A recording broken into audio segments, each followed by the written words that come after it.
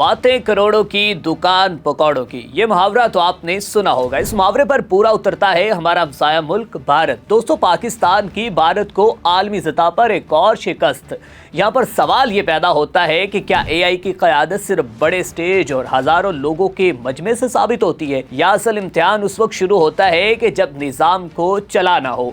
Feb 2026 में जनूबी Asia के दो बड़े ममालिक ने खुद को एआई के लीडर के तौर पर पेश किया। दोनों ममालिक ने बड़े इवेंट्स किए, बड़े दावे किए और आलमी तवज्जो अपनी तरफ समेटने की भरपूर कोशिश की। लेकिन जब अमली सूरत हाल सामने आई तो भारत की कारकर्दगी का भांडा फूट गया। पाकिस्तान ने एआई के मैदान में भारत को कैसे, कब और कहां पर शिकस्त दी, आइए जानते हैं।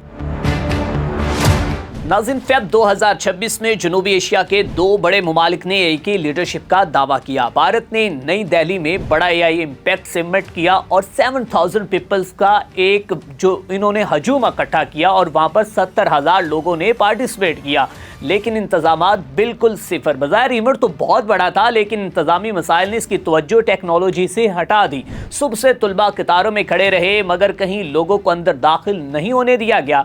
हालांकि उसके पास दुरुस्त रजिस्ट्रेशन जिनके पास थी उन्हें भी नहीं दाखिल होने दिया गया और कुछ जगहों पर गेट्स बंद कर दिए गए, कुछ स्टॉल्स दिन में ही खाली करवा दिए गए। और सबसे ज्यादा हैरानकुन बात यह थी कि एआई कॉन्फ्रेंस के दौरान इंटरनेट के मसाइल भी सामने आए। आप खुद तसव्वुर करें कि जहां बातें आर्टिफिशियल इंटेलिजेंस की हों लेकिन बुनियादी ढांचा ही कमजोर हो। इंटरनेट बद इंतजामी की सोशल मीडिया पर शिकायत और वीडियोस भी वायरल हुई, हत्ता कि आईटी वजीर को अपनी गलतियों की माजरत करना पड़ी। If anybody has faced any problems yesterday, my apologies for that. इसके अलावा एक तनाज़ा ये भी बना कि जिस रिपोर्ट्स को टेक्नोलॉजी को अपनी मुकामी आर्टिफिशियल टेक्नोलॉजी कहा गया, बाद में मालूम हुआ कि वो चीनी कंपनी की थी। और ये झूठ तो भारत के ऐसे गले पड़ा कि बैन अल-क़वामी सतह पर खूब तनकीद हुई। इतना बड़ा झूठ, और वो भी पूरी दुनिया के सामने। यूं बात टेक्नोलॉजी से ज्यादा इंतजामी कमजोरियों पर भी आ गई और भारत की मजीद नाकामी भी सामने आई। और आप बखूबी जानते हैं कि इससे पहले दुबई के एयर शो में भी आपने देखा कि किस तरह भारत के त्यारे गिरे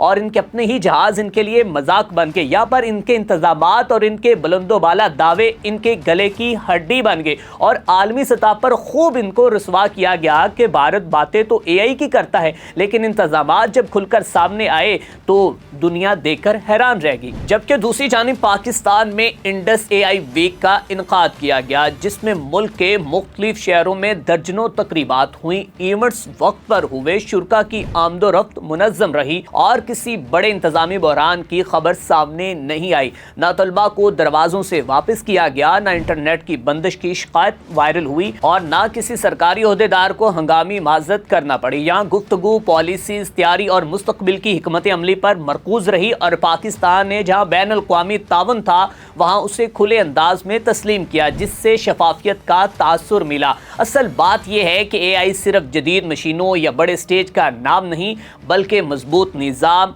और अच्छी मनसूबाबंदी का नाम है। बड़े दावे करना आसान होता है, लेकिन इन्हें अमली तौर पर साबित करना बहुत ही मुश्किल होता है। इस बार ऐसा महसूस हुआ कि भारत ने तादाद और साइज ज्यादा जोर दिया, जबकि पाकिस्तान ने नज़्मो ज़ब्त और तैयारी को तरजीह दी। लीडरशिप सिर्फ हजूम जमा करने से नहीं आती, बल्कि इस बात से आती है कि आप अपने निज़ाम को कितने बेहतर तरीके से चला रहे हैं। इस तनाजुर में देखा जाए तो इस मरहले पर पाकिस्तान ज्यादा मुनज़्ज़म रहा और यूं पाकिस्तान ने आलमी सतह पर भी तवज्जो भरपूर समेटी। तो ये था पाकिस्तान का एआई की दुनिया के अंदर इनकलाब, और पाकिस्तान ने हमसाया मुल्क भारत को बता दिया कि इंतजामात ऐसे होते हैं।